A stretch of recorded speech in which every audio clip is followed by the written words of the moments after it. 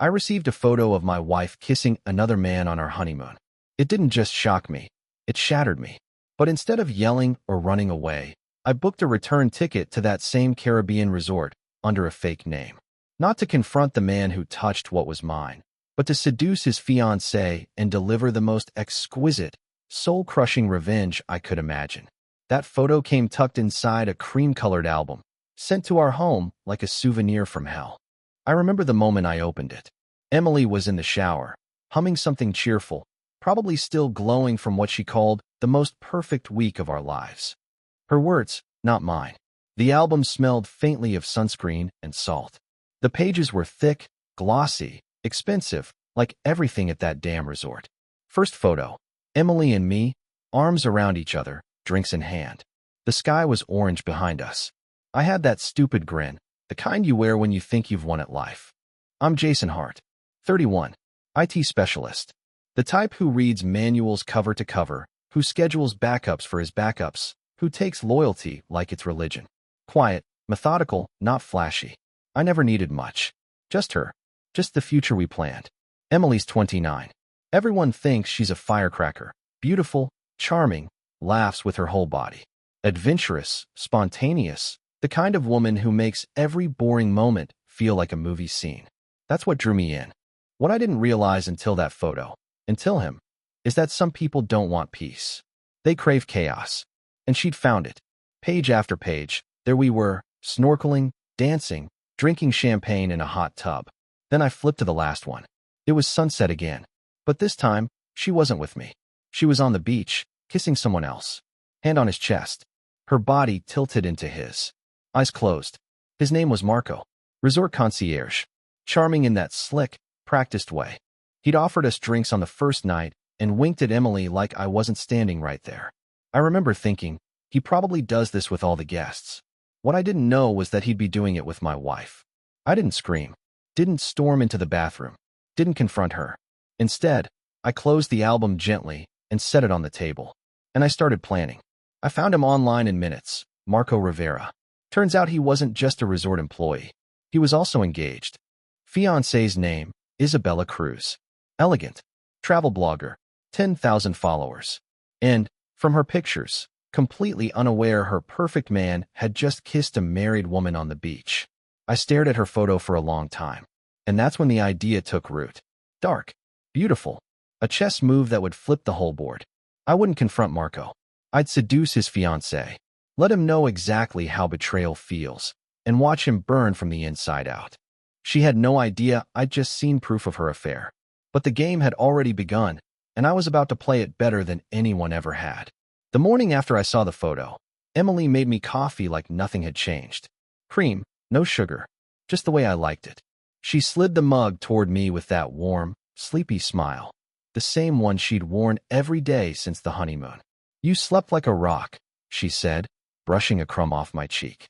I think we finally adjusted back to Eastern time. I nodded, took a sip, let the coffee burn my throat. Inside, I was on fire. But outside, calm, controlled. I'd spent years debugging lines of code under pressure. I could sit across from my wife, my cheating wife, and pretend I hadn't seen the photo of her kissing another man while we were supposed to be celebrating forever. Hey, I said casually.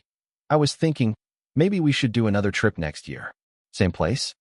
Her eyes flicked up for a moment. To the resort? Yeah. You seem to love it.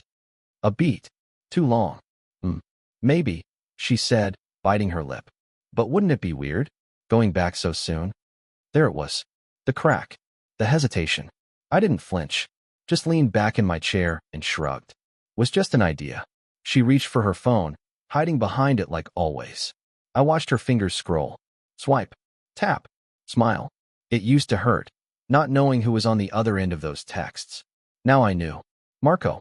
I'd stared at that photo for hours the night before. Zoomed in. Studied the angle. Her hand in his. Her lips on his. The way she tilted her head.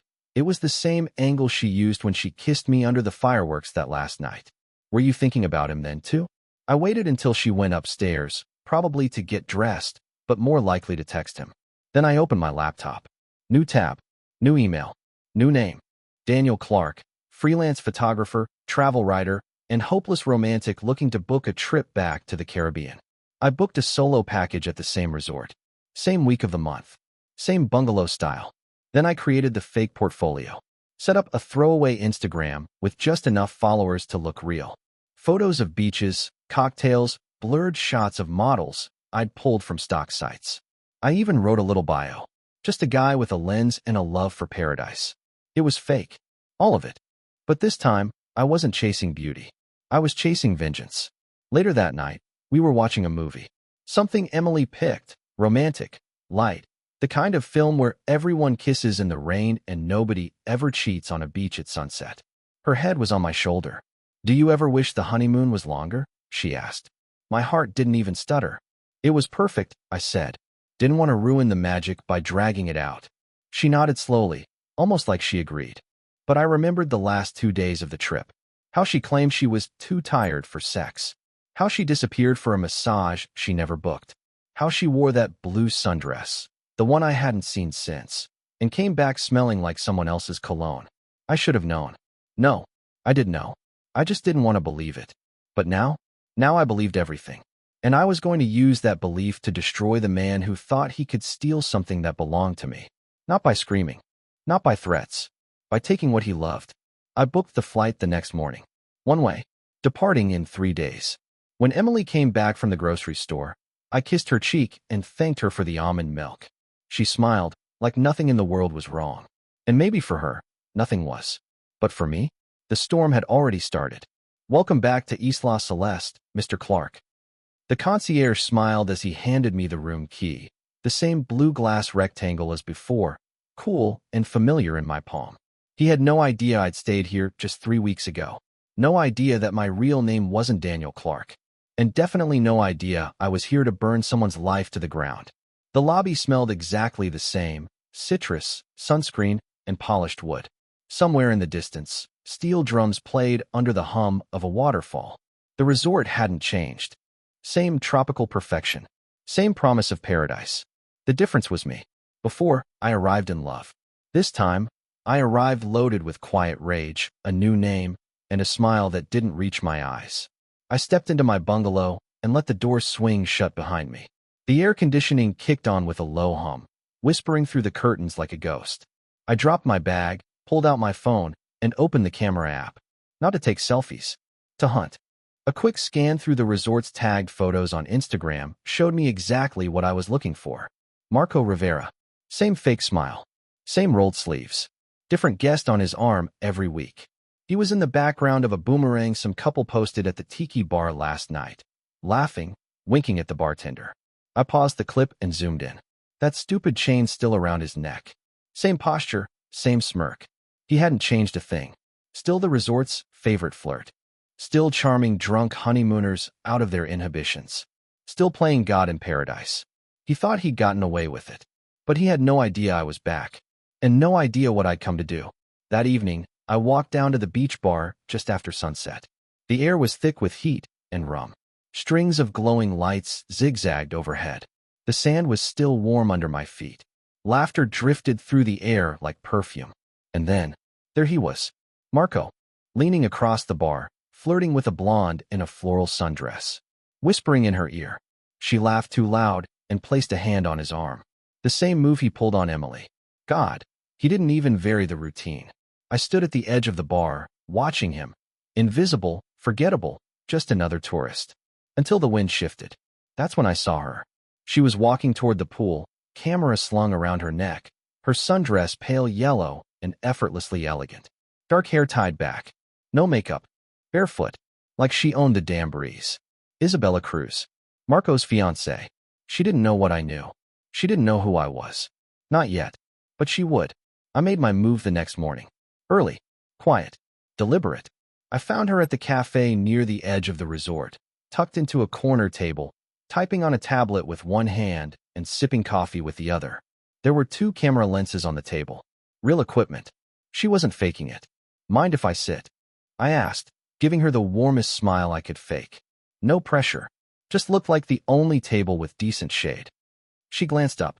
Her expression didn't soften, but it didn't harden, either. "Sure," she said. "You a photographer?" I nodded. "Daniel Clark." Travel writer, technically, but I shoot most of my own stuff. Her brows raised slightly. Isabella Cruz. Travel blogger. She offered her hand. What are the odds? I took it. Firm shake. Confident. Oh, I think the universe is a better matchmaker than it gets credit for, I said. She laughed. A real one this time. Not polite. Not forced. One spark. That's all I needed. Over coffee, we talked cameras, lenses, destinations. She had this way of talking with her hands, like she was sketching the world in midair. I mirrored her, gently, naturally, just enough to build rhythm. It's something Emily always said I was good at, syncing with people, making them feel seen. Funny. That trick was going to destroy her now.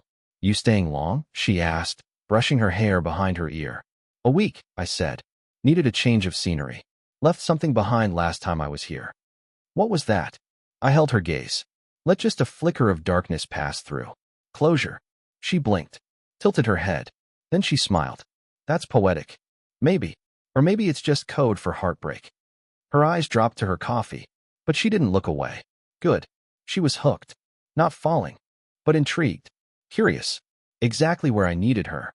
You don't seem like a Daniel. That's what Isabella said the second time we met, out by the hammock garden near the edge of the cliffs. I smirked. Why not? She shrugged, twisting her camera lens on like she was loading a weapon. Daniels are usually predictable. You've got something else. Is that a compliment? I haven't decided yet. God, she was sharp. No wonder Marco hadn't married her yet. He liked women who melted fast. Isabella didn't melt, she tested heat. But I had patience. Because this wasn't just about attraction. This was about building something Marco couldn't afford to lose. And then lighting a match. We walked the trail along the bluff that afternoon. She stopped every few minutes to shoot something. A curve in the path, a half-buried shell, the sunlight catching on sea foam. I watched her work, really watched. She wasn't just talented. She was obsessed. Focused. Every frame mattered. You shoot? She asked, without looking up from the viewfinder. Mostly portraits, I lied. Couples. Candid stuff. I could feel it, her brain clicking through questions. Testing the lie. You freelance. Mostly. Started with weddings. Got tired of posing people and making fake moments look real. Started chasing real ones instead. She nodded. Slowly. Still suspicious. Ever been published? Local magazines. Travel blogs. A couple shots in island living. That part was actually true. I'd submitted some photos from a work trip years ago. Just enough to give the lie weight. She seemed satisfied. For now, we stopped at the lookout point. The breeze pushed her dress against her legs. She didn't notice me watching her. Or maybe she did and just didn't care. Truth? She asked suddenly. Always. I thought you were hitting on me yesterday.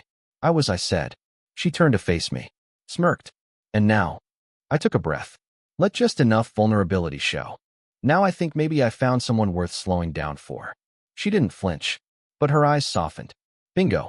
That night, I walked past the pool bar, just to check. Marco was there. Again, leaning over a tourist's shoulder. Laughing too loud. Wearing the same bracelet he wore when he kissed Emily. Still playing the role. Still clueless. He didn't see me, but I saw him. And I saw Isabella walk by, glance at him, and look away with practiced indifference. That look, that was important. She wasn't just unsure. She was already used to the feeling of being disappointed by him. Good. That would make my job easier. We met again the next morning. Breakfast this time. I brought her coffee before she could order her own. She smiled. You're learning, she said. I'm good at paying attention. I'll believe that when you guess my favorite food. Easy, I said. Plantains. Fried, not baked. With cinnamon. She laughed, genuinely this time. Lucky guess. I shrugged. Or maybe you mentioned it yesterday, when you thought I wasn't listening. Her smile lingered a second longer than it should have. The door was open. Time to push a little further. Later that day, we went swimming in the cove. Not touching. Not flirting. Not yet. But the energy was there. Thick. Charged. Waiting to tip. She pulled herself out of the water ahead of me. Hair slicked back. Drops sliding down her neck. Come on, Daniel, she said, offering a hand. Let's see if you can keep up. I took it. Held it a second too long. Her eyes flicked to mine. And something passed between us. Not words. Not heat. Not yet. Just possibility. That evening, I watched her from my patio. She was sitting alone on her balcony across the garden, barefoot, sipping something out of a stemless glass. Marco was nowhere in sight. That mattered. She wasn't with him. She wasn't thinking about him. Not right now. I picked up my phone, opened her travel blog, left a comment under a random post about solo travel versus couple trips. Just 4 words. Sometimes solitude tells the truth. No name. No signature. I watched from my chair as she read it. She tilted her head, smiled, closed the laptop. The first time I saw Marco cheat again, it almost felt like a gift. Like fate saying, "You're not crazy. You were right about him. And here's your proof," delivered on a silver tray. It was late. After midnight. Most of the guests were asleep or drunk enough to forget what they saw. But not me. I was sober. Watching. I'd followed him out of curiosity at first, just to see if he still played the same game. The late-night stroll, the fake concern about guests walking alone, the casual offer to see the stars from the cliffside. He still had the moves. Still wore that easy smile like armor. Still pretended he wasn't the type to cross a line, even as he stepped right over it with both feet. Tonight, it was a brunette in a backless dress. Newlywed, by the looks of it. Laughing a little too loud. Clutching her sandals as they walked barefoot down the path. Marco kept glancing around, like he knew it was wrong, which made it even better. Because this time, I recorded it. Just 30 seconds of footage. Blurry, low light, but enough to see her lips on his. Her hand sliding up his chest. Enough to destroy something. Not yet, but soon. The next morning, I found Isabella on the dock, dangling her legs over the water, camera beside her, hair tied up in a messy knot. She looked tired. Or maybe she just looked like someone holding in too many questions. Couldn't sleep either? I asked, sitting beside her. Jet lag, she said. But she didn't sound convinced. We sat there for a while. Just waves and silence. Then I said, like it meant nothing, "This place is full of stories." She smiled weakly. Most of them half true. I like the broken ones better. That made her look at me. What do you mean? I mean the cracks are more interesting than the paint. She didn't speak for a second. Then, do you ever feel like people wear masks here? All the time. And under the masks, secrets, lies, loneliness. She didn't flinch, just turned back to the water. Then, very quietly, she said, "Sometimes I wonder if I'm just convenient." To who? She didn't answer. She didn't have to. Later that afternoon, we sat by the pool. Not touching, not flirting, but closer than friends sit. Marco walked by, still smug, still oblivious.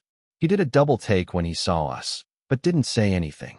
Just gave me that tight-lipped, professional nod they teach employees who want tips. But his eyes lingered on Isabella longer than they should have. And then on me. That tiny flicker of confusion? That was the first crack. I smiled back. Casual. Harmless. But inside, I wanted to grin. Because the seed was planted. And soon, it would grow into doubt. That evening, Isabella invited me to dinner. Just dinner. She said she needed a break from solo meals and boring buffet lines. I agreed casually. But underneath, I was already choosing which button on my shirt to leave undone. We picked a quiet restaurant by the water, tucked behind a line of palm trees. Low light. Private booths. The kind of place meant for confessions or affairs. I let her lead the conversation. She asked about places I'd traveled, what I'd seen, what I was running from. I gave just enough to feel real. She didn't talk about Marco. Not directly. But her eyes did. She kept looking at couples like they were aliens. Like she was watching something she'd forgotten how to believe in. Near the end of dinner, I pulled out my phone. "Want to see something?" I asked. Sure. I scrolled through the fake gallery I'd loaded for this exact moment. Pictures I'd taken from around the resort. Candid shots. Strangers laughing. A woman holding a child. A man crying alone on a bench. Then I showed her a photo of a couple kissing under the beach lanterns. From behind. Out of focus. But enough detail to see something familiar. "That's Marco," she said before I could even pretend not to know. I acted surprised. Then concerned. "You sure?" She stared harder. The woman wasn't her. And it wasn't a goodbye hug. It was full-on passion. Her mouth tightened. I said nothing. Just watched the war play out in her eyes. "You seem too smart to be engaged to a liar," I said. She flinched. Didn't deny it. Didn't even look up. Just whispered. "Maybe I'm not as smart as I thought." Doubt is a slow poison. It doesn't kill instantly. It eats at trust like rust under paint, quietly, invisibly, until everything collapses. The next morning, Isabella didn't show up to our usual cafe spot. No message. No polite excuse. I waited half an hour, sipping my coffee while pretending to scroll Instagram. But I already knew where she was. She was with Marco, asking questions, looking for cracks. I smiled into my cup. The cracks were already there. I was just helping her see them. She finally texted me that evening. Just one line. Meet me at the sculpture garden. 8 p.m. No emojis. No punctuation. The kind of message that comes from someone wrestling with something big. When I arrived, she was pacing. Not posing. Not guarded. Pacing like someone who just heard the truth but hadn't decided whether to believe it. I talked to him, she said without hello. I didn't pretend to misunderstand. And he said the photo wasn't what it looked like. I raised an eyebrow. Said nothing. He said it was a guest being overly friendly. That she was drunk. That she kissed him. I waited. He said he pulled away. Did he? I asked softly. Her silence was the answer. I let a few seconds pass, then reached into my pocket and pulled out a small envelope. What's that? She asked. Something I was going to use for a blog pitch. I lied. I print photos I like. Shots that tell a story. I handed it to her. Inside was the photo. The one I took 2 nights ago. Marco, the brunette. Her hand on his chest. His hand on her back. Not a kiss of surprise. A kiss of routine. She stared at it for a long time. I'm sorry, I said. Maybe I should have kept it to myself. But you deserve someone honest. She didn't respond. Just kept staring. Then, very quietly, how many lies does it take before the truth doesn't matter anymore? I didn't have an answer. She didn't expect one. We walked the edge of the beach after that. Neither of us saying much. The tide was coming in, frothing at our ankles. The moon hung low and heavy above the water like it wanted to confess something too. At one point, she stopped and turned to me. Have you ever been cheated on? I didn't lie. I just told her part of the truth. Yeah, I said. Recently. Did you confront her? No. Why not? Because I wanted something better than a fight. She looked at me then, really looked. Like she saw something under the surface and wasn't sure if it scared her or pulled her in. I envy that, she said. I didn't ask what she meant. Because I already knew. That night, I sent her a DM from my fake travel account. A single quote. Some people hide their lies so well, they forget how to tell the truth. She saw it within seconds. Didn't reply. But the next morning, I saw her at breakfast, alone. Marco wasn't with her. Progress. Later that day, I set the next trap. I invited her to a photo tour of the island. Told her it was for a collaboration blog post.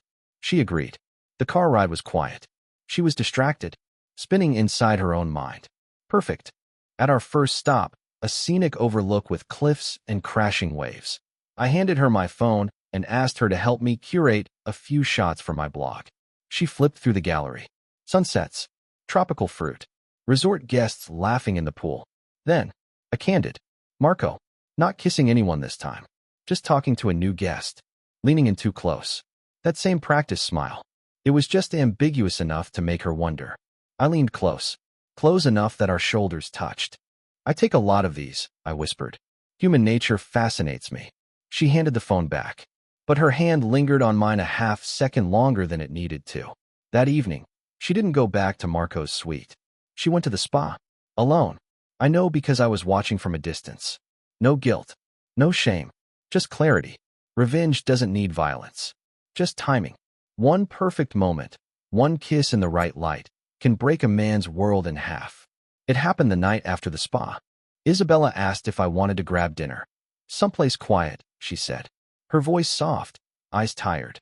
The kind of tired that doesn't come from lack of sleep, but from carrying too many questions for too long. I suggested the cliffside restaurant. The one Emily loved. The one where she told me she felt like a queen on our second night, before she vanished for sunset yoga and came back smelling like unfamiliar cologne. I booked a private table. Brought my camera. Not for the view. For what was coming. Isabella wore black. Not fancy. Not flashy. Just simple and devastating. Her hair was loose. No makeup. No filter. She looked real. Which, for someone like her, someone who built a brand on curated perfection, felt like an accidental confession. Dinner was slow. Quiet. Neither of us filling the silence with forced words. Just eating, drinking, watching the waves claw at the cliffs. When she finally spoke, it was without warning. I don't know if I'm in love with him anymore. I didn't say anything. She didn't look at me, just twisted her wine glass. I think I was in love with who I thought he was, or who he pretended to be, and I got too deep, too invested. I didn't want to feel stupid. You're not stupid, I said. I let him lie to me, she whispered. No, he let you trust him. Her eyes met mine then, and everything around us faded. The ocean, the music, the plates between us. Just two people, each carrying betrayal in their bones, finding something steady in each other. I wish I met you first, she said. And that was the moment. The one I'd been waiting for. I leaned in, slow, gentle, no pressure. And she didn't pull away. Her lips met mine like they'd done it before in another life. Soft, searching, sad, but not weak. It wasn't lust. It was something colder, deeper. Two broken mirrors pressed together to form something whole. I didn't deepen the kiss. I let it linger just long enough for her to feel it. Then I pulled back, gave her space, let her breathe. She stared at me like she didn't know whether to run or stay. So I helped her decide. I'm not trying to be a rebound, I said quietly. But if you need a reminder of what honesty feels like, I'm here. She nodded. Once. Slowly. I believe you, she said. And the worst part? In that moment, I almost wanted her to. We walked back along the beach in silence. The wind had picked up, sand brushing our ankles, stars overhead like 1,000 unspoken regrets. Then, right on cue, Marco appeared, 10 yards ahead, frozen, watching. He didn't say anything, just stared at us, at her, at me, at the space between us that no longer existed. His jaw tensed, his hands clenched. And Isabella? She didn't flinch, didn't smile, didn't run to him. She looked him dead in the eyes and kept walking. And I followed. Later, back in my bungalow, I watched the resort's live beach cam replay. It had captured the whole thing. The kiss, the stare down, the walk away. I clipped it, saved it, backed it up 3 times. Not to use yet, but soon. He found me the next morning. Didn't knock, didn't wait. Just barged into my space like he owned the air I was breathing. I was sitting on the bungalow patio, sipping coffee, barefoot, shirt half unbuttoned from last night. Maybe part of me wanted to be caught like that, casual, calm, after kissing his fiancée under the stars. Who the hell are you? His voice snapped through the morning heat. I didn't answer right away, just took another sip, eyes on the water. Daniel Clark, I said finally. Travel photographer. Cut the crap. He stepped closer, chest puffed out like a cartoon tough guy. Up close, I could see the cracks, the tight jaw, the restless hands. Rage barely contained by hotel protocol. I saw you with Isabella, he said, voice low now. Last night. I tilted my head, and he blinked, like he hadn't expected me to be so calm. I'm asking you nicely, back off. You don't know what you're getting into. I laughed. Not loud, just enough. Oh, Marco, I said. I know exactly what I'm getting into. He squinted. You don't know me, he snapped. No, I said, standing now. You don't know me. And then I stepped closer, close enough to see the sweat bead at his temples, the panic behind the posture. I dropped the act. I'm Jason Hart. He flinched like I'd slapped him. Ring a bell? Husband of the woman you kissed on the beach during your night shift? Or did you forget? Tall, brunette, wore a blue dress, looked at you like she was 16 again. His mouth opened, closed, opened again, but nothing came out. I was standing right where you were last night, Marco, I said. Except I was watching you. With her. While you were touching what wasn't yours. He took a step back. You're crazy. No, I said. I'm focused. I pulled my phone from my pocket. Tapped the screen. Played the clip. The kiss with the brunette guest from 2 nights ago. Marco's face drained of color. Want me to send this to your manager? Or to Isabella? He lunged forward, but I didn't flinch. You touched my wife? I said, voice cold now. And I could have exposed you the moment I got back here. But I didn't. He backed off. Why? He whispered. What do you want? I smiled. Slow. Measured. I wanted you to feel exactly what I felt. His jaw clenched. You think you've won? No, I said, slipping my phone back in my pocket. This isn't a game. This is payback. You kissed my wife. I kissed your fiancée. And you think that makes us even? I leaned in, close enough that he could smell the coffee on my breath. Not yet, but we're getting there. He stormed off without another word.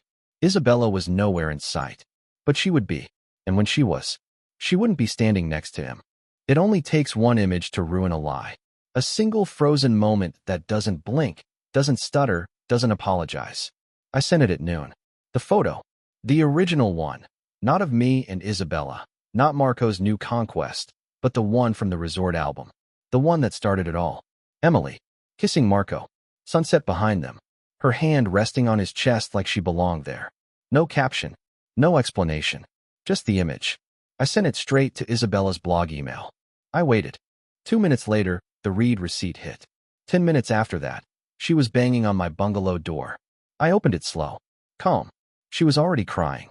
You knew, she said, voice raw. This whole time. I didn't lie. Yes. She pushed past me into the room. Her eyes were wild, hair a mess, makeup streaked. This was never about photography, she snapped. You came here because of that picture. Because of him.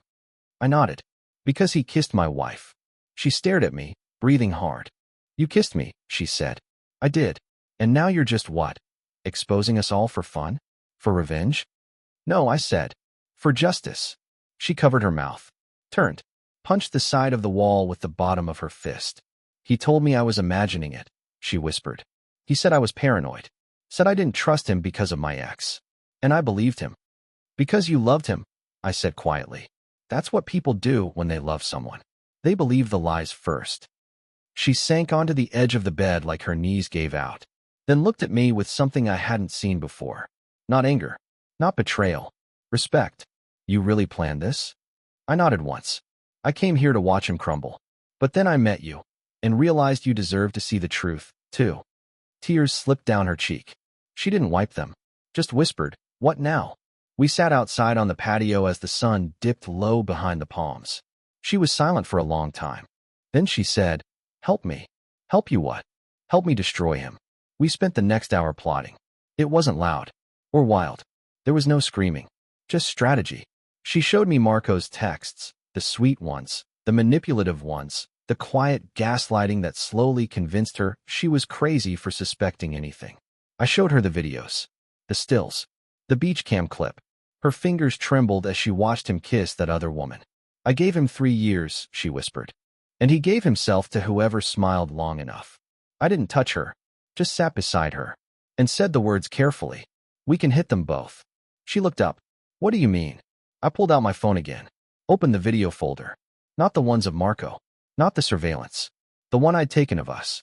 It was just a kiss. On the beach. Slow. Real. Unmistakable. Lit by moonlight. Framed perfectly. Subtle enough to pass as romantic content. Strong enough to make a man unravel. She watched it all the way through. Her lips parted slightly.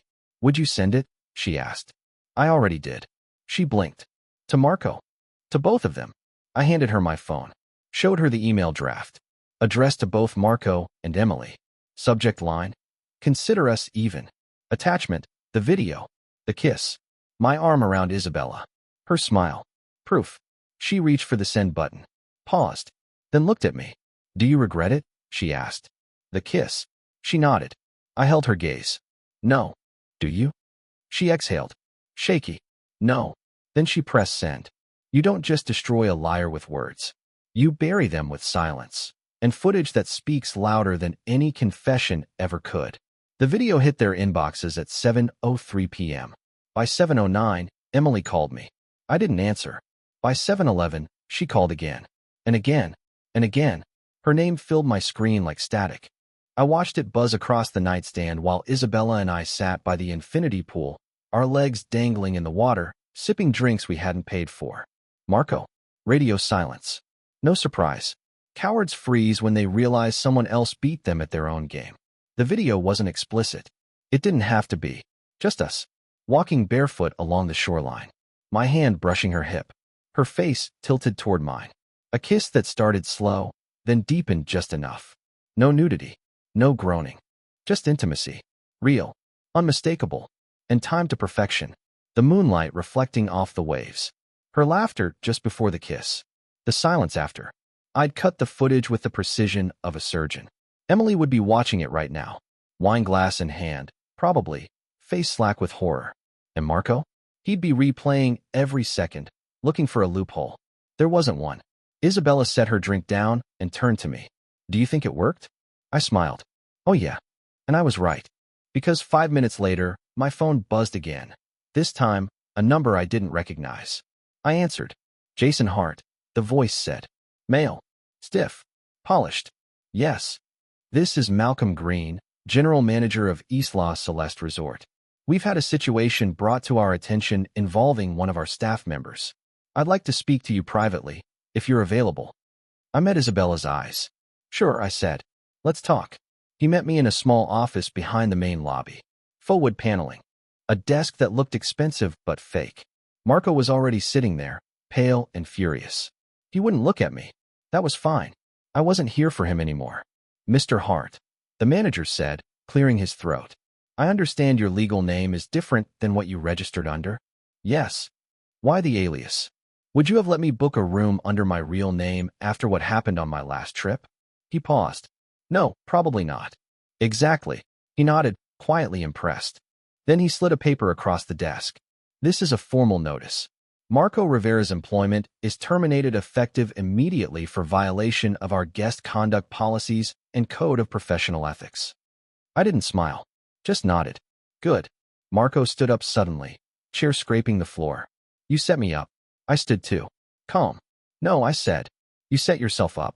I just brought the lens. He stepped forward. You kissed my fiancée. You kissed my wife. He had no comeback. Just rage. Just heat with nowhere to go.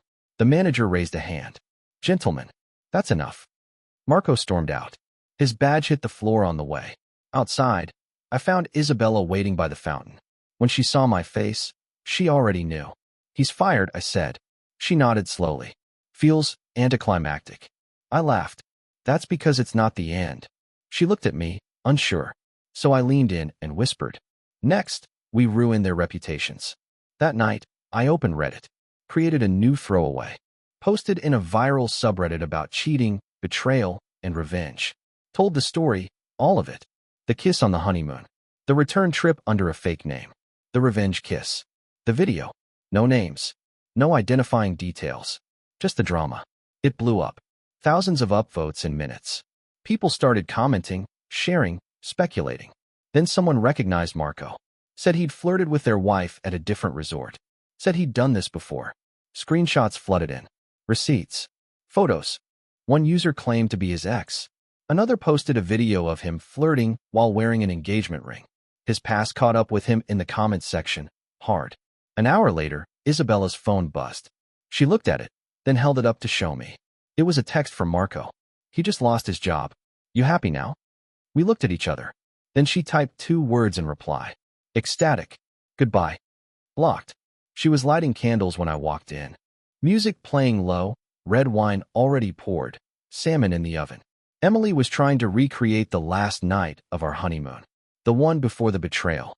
Before I saw her kiss another man under a dying sun. I closed the door softly. Watched her from behind for a second.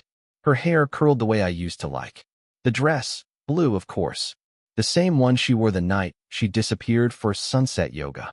I almost laughed. She turned, smiling nervously. There you are, she said. Thought you'd be home earlier. Traffic. I dropped my keys in the bowl near the door. My voice was calm. Too calm. Emily walked over, glass of wine in hand. I've been thinking, she said, pressing the glass into mine. Maybe we should start fresh. Fresh? I echoed. She nodded, stepping closer. The honeymoon was rocky. We were both adjusting. But maybe that's what marriage is. Working through the bumps. She reached up to touch my face. I didn't move. Didn't even blink. I want us to be better, she whispered.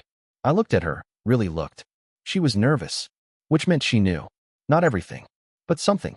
And then her phone buzzed on the counter. She turned, startled. And that's when it happened. That's when she saw it. The email notification lighting up her screen. Subject, consider us even. From Jason Hart. photo@gmail.com. She froze. Didn't touch it. Didn't open it. Just stared at it like it was a live grenade. Something wrong? I asked, sipping my wine. She turned slowly, face pale. Who's that from? I shrugged. Why don't you open it? Her fingers trembled as she tapped the screen. It opened. Full screen. The video played automatically. No sound. Just me. And Isabella. Walking the beach. Kissing. Her hand on my neck. My hand on her waist. A scene too perfect to deny. Emily's lips parted. A breathless gasp that never became a word. She looked at me, stunned. You? Yes, I said, cutting her off. That's Marco's fiancée. Lovely woman. Honest. Unlike some people. She swallowed hard. The salmon timer went off in the kitchen. Neither of us moved. You cheated on me, I said, voice low. She flinched. No, Jason, it was. Don't lie. I made a mistake. No. A mistake is forgetting your keys. You had sex with someone else on our honeymoon. She blinked. And that's when the tears came. But they weren't innocent tears. They were the tears of someone who just realized the mirror had been turned on them. You're trying to hurt me, she whispered. I stepped closer. You kissed a man on the same beach we were married on, while I was back in the room planning the rest of our lives. Jason, please. Save it. I reached into my pocket and pulled out my phone. I'm forwarding this to your parents. Her eyes widened. No. And mine. Jason, don't do this. We can fix this. We can talk. No, I said. We're done talking. I walked over to the stereo. Pressed pause. The room went silent. Emily stood there, shaking, dress clinging to her like it could protect her from what was coming. Do you love him? I asked. She didn't answer. Did you? Still nothing. You thought you were clever, I said. But you picked the wrong man to betray. I sent the video. Watched the little arrow turn into a check mark. Done. She dropped to her knees. Not like a plea. More like her legs gave up on pretending everything could still be fixed. The wine glass shattered when it hit the floor. Red spreading across the white tile like a crime scene. Fitting. Emily looked up at me from the ground. Eyes wet, mascara smudged. Jason, please, she choked. It was one mistake. One. I repeated, stepping over the glass. You sure about that? She opened her mouth. Closed it. Because she knew. It wasn't one. It was the flirting on the second day. The disappearing act on the fourth. The solo walk on the fifth that lasted 3 hours. The night she came back without underwear under that blue dress. I was confused, she whispered. No, Emily. You were selfish. She sobbed, grabbing at my leg like I was her last lifeline. I thought maybe you'd moved on. You weren't as present. I needed, I don't know, attention. You were on our honeymoon, I snapped. How much more present did you need me to be? She didn't answer, just shook. Pathetic and small in a way I never imagined her. You were bored, I said. That's what this is. You traded loyalty for 10 minutes of novelty. Her hands balled into fists on her lap. I love you, she said. I do. I was just. Say that again. She blinked. Say it. I love you. I stared at her for a long time. Then I pulled my phone out, opened the voice recorder app, and hit play. Her voice, from a voicemail I'd saved, dated 3 days into our honeymoon. God, Marco, I can't stop thinking about that kiss. You taste like trouble, and I think I want all of it. Emily's face collapsed. I stopped the audio. I found this the night we got home, I said, before the album even arrived, before I saw the photo. Her mouth opened like she wanted to speak, but she didn't, because there was nothing left to say. She curled in on herself. I'll explain everything. I'll go to therapy. We can fix this. No, we can't. I'll quit my job. Delete my socials. Block him. Too late. We were married, Jason. Exactly. I walked to the table, picked up the half-melted candle she'd lit, and blew it out. Don't worry, I said. Your parents should be getting the video in about 30 seconds. Maybe they'll believe your version of the story. She gasped. No, don't involve them. They helped pay for the wedding, I said. They deserve to know what they bought. You're punishing me. No, I'm setting the record straight. I walked to the door, turned the handle. She didn't follow, didn't even lift her head. I paused. One last thing, I said. I'm not just leaving. I'm documenting everything. The photos, the audio, the emails. You want to contest anything in the divorce? I dare you. Her voice was barely audible now. What happened to us? I stopped in the doorway. You killed us, I said. And I'm just making sure everyone knows where to send the flowers. I told the truth where it couldn't be erased. Not in court. Not in some therapist's notebook. Online, where stories live forever and shame finds its audience. I posted the full story on a viral cheating confession subreddit. No fluff. No edits. Just names redacted and events laid bare. The thread title? My wife cheated on me during our honeymoon. I went back to the resort, seduced her lover's fiancé, and sent them both a video. I expected a few comments. Maybe a handful of sympathizers. What I didn't expect. Hundreds of thousands of people reading it. sharing it, tearing into Marco and Emily like vultures. They called it a masterpiece. Netflix needs to buy this. Revenge level, God tier. This is the coldest justice I've ever read. It went viral in hours. And then, the internet did what it always does. It started digging. I didn't out Marco, but someone else did. A girl from Miami messaged me anonymously. Said Marco had hit on her while he was engaged to Isabella. Another woman posted screenshots from his DMs, same script, different names. Someone else posted a blurry photo of Marco from another resort, arm around a redhead who definitely wasn't Isabella. It all came crumbling down, piece by piece, lie by lie, receipts in the comments, timelines, video clips. One Redditor said they'd been at the resort when everything went down. They described the beach kiss, the confrontation, the night Marco was fired. I didn't know what I was witnessing at the time, they wrote. But now, I realize I watched karma in 4K. Isabella texted me 3 days after the post went viral. Simple. He just lost his job. You did it. I stared at the message. Didn't reply at first. Just looked out the window of my apartment. A city skyline this time. Far from the beach, far from her. Then I typed, "No, we did." She replied instantly, "Drinks next time you're in New York?" I smirked. "As long as you're not engaged." Only to revenge. My kind of woman. Emily's reaction? Not so quiet. She called me after the post hit 200K upvotes. Her voice shook. "How could you humiliate me like this? You humiliated us when you opened your legs to a stranger while wearing your wedding ring. My boss saw it. My students' parents are sharing it. Maybe they deserve better role models." She sobbed. "You ruined my life." "No, Emily. I just gave the world a front row seat to the life you already ruined yourself." Click. I blocked her. Not because I was done. Because she was. A week later, BuzzFeed ran a piece. Reddit's most savage revenge story might be real, and it's glorious. No names. No photos.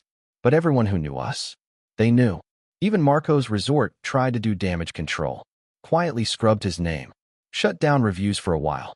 A few TikToks slipped through, guests mimicking the scene, reenacting the kiss, the confrontation, the email. Hashtag Marco deserved it trended for 2 days. I didn't post again. I didn't need to. The internet had taken the wheel.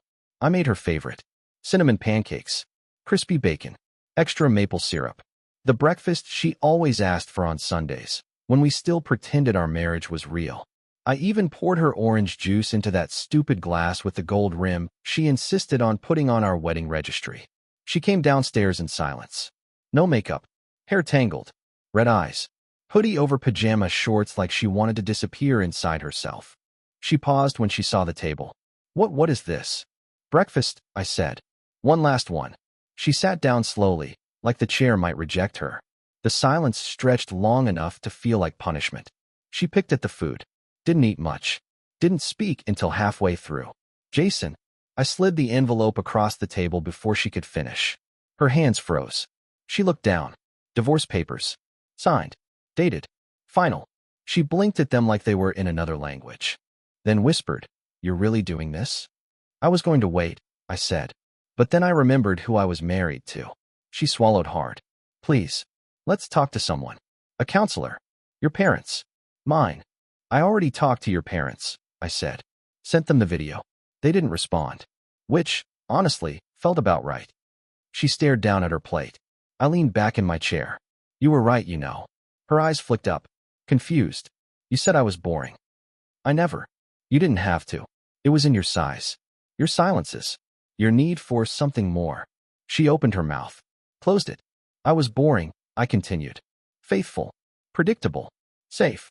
And you wanted fire." She shook her head, but the lie didn't come. I smiled. "And now you've got ashes." She signed the papers without a word. Her hands trembled the whole time. I waited until the last stroke of the pen, then stood, picked up my plate, and scraped the uneaten pancakes into the trash. I turned to go. She looked up at me, desperate. "Was she better?" she asked. I paused. "You mean Isabella?" She nodded. My smile was razor thin. She was honest. I walked to the door, grabbed my bag. Turned back one last time. "You know what the worst part is?" I said. She didn't answer. "It wasn't the cheating. It was that you didn't think I'd find out. That you thought I was too boring to notice." I let that sit, then opened the door. And with one final breath, I said, "You were right." She blinked. "I was too boring for you. But not anymore." Then I left. Some endings don't need closure. They just need distance. I left our house without slamming the door. No suitcase montage. No dramatic farewell to the life we built. Just a walk out. Light, free, final. The Uber driver didn't speak. Just glanced in the rear view as I tossed my bag in the back. "Airport?" he asked. "No," I said. "Downtown." Because I wasn't flying away anymore.